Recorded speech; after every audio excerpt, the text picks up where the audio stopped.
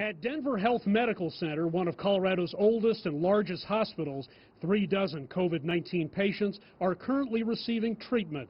That number was in the 40s just last week. We're not being inundated. That is clear.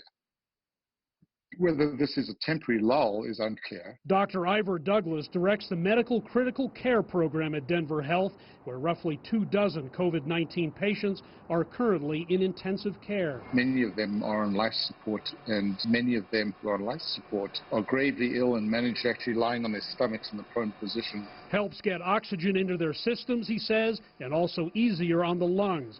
Douglas describes his job as almost overwhelming. I can only reflect on it being a all-consuming, terrifying process. And yet there are glimmers of hope at the hospital. Well, I think we're starting to see some early signs that maybe social distancing is working. Chief Medical Officer Dr. Connie Price says Colorado's relatively early moves from its governor on down to slow the coronavirus outbreak. We are taking the actions we need to reduce the spread. May be paying dividends now. The number of new cases has slowed over the past week. I think we've seen a clear trend, but what I don't know is whether we'll be able to sustain it. One prominent statistical model claims Colorado has actually passed its peak of COVID-19 cases, but health officials here push back on that.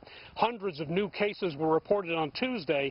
Hundreds of patients remain on ventilators. Denver Health reports its supply of personal protective equipment is slowly improving, but it's still conserving the use of N95 surgical masks. No medical workers here have been infected with the virus, but the emotional toll of their challenge has been very real. There is a real personal aspect to this, which is existential. We've made accommodations for those patients in whom death is imminent to welcome into the ICU two loved ones at a maximum in full protective gear to attend to the family at the end of life.